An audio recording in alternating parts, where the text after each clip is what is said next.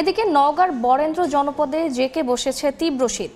গরম কাপড় কিনতে ফুটপাতের দোকানে ভিড় বেড়েছে নিম্ন আয়ের মানুষের। বিস্তারিত জানাতে সান্তাহার ফুটপাত পল্লীতে আছেন রিপোর্টার MR রকি। সরাসরি যাচ্ছি তার কাছে। বরেন্দ্র জনপদে এই মুহূর্তে কিন্তু মৃদু শৈত্যপ্রবাহ বয়ে যাচ্ছে। ভোর সকাল থেকে হিমেল বাতাসের সঙ্গে কনকনে ঠান্ডা, এবং এই ঠান্ডা কিন্তু গত 3 দিন ধরে একেবারে এই জনপদের উপর দিয়ে লাগামহীন ভাবে বয়ে যাওয়ার কারণে কাজকর্মে যেমন স্থবিরতা নেমে এসেছে, জনজীবনে একটা ছন্দপতন এসেছে, এবং হঠাৎ তাপমাত্রা কিন্তু নিচে নেমে যাওয়ার কারণে প্রখর যে তীব্র ঠান্ডা সেটা কিন্তু অনুভব করছে। এবং এই মুহূর্তে গরম কাপড় কেনার জন্য কিন্তু নিম্ন আয়ের মানুষ বিভিন্ন দোকানগুলোতে, ফুটপাতের দোকানগুলোতে ভিড় করছেন, এবং অল্প মূল্যে যেসব গরম কাপড় পাওয়া যায় এই কাপড়গুলো কিন্তু তারা কেনার জন্য এই দোকানগুলোতে এসে একরকম দর হাঁকাহাঁকি করছেন।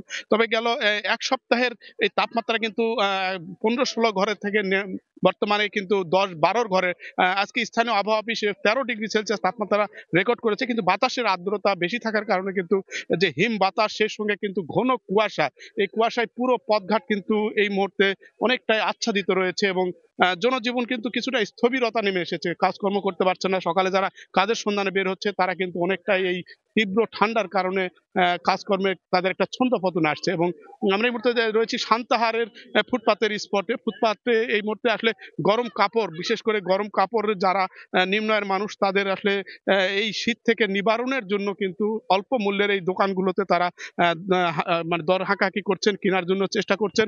হঠাৎ এরকম একটি আবহাওয়া কিন্তু এই জনপদে অনেকটা আকস্মিকই বলা হচ্ছে, কারণ তাপমাত্রা দ্রুত নেমে যাওয়ার কারণে কিন্তু হিম বাতাস, কনকনে ঠান্ডা, শিশির ঝরছে, এবং গেল 3 দিন কিন্তু সূর্যের দেখা নেই এই বরেন্দ্র জনপদে। সব মিলিয়ে জনজীবনে যেমন প্রভাব পড়েছে, এই প্রভাব থেকে রক্ষার জন্যই কিন্তু সাধারণ মানুষ রাস্তাঘাটে, বিভিন্ন ফুটপাতের দোকানগুলোতে গরম কাপড় কেনার জন্য তাদের একটা কর্মতৎপরতা আমরা লক্ষ্য করছিলাম।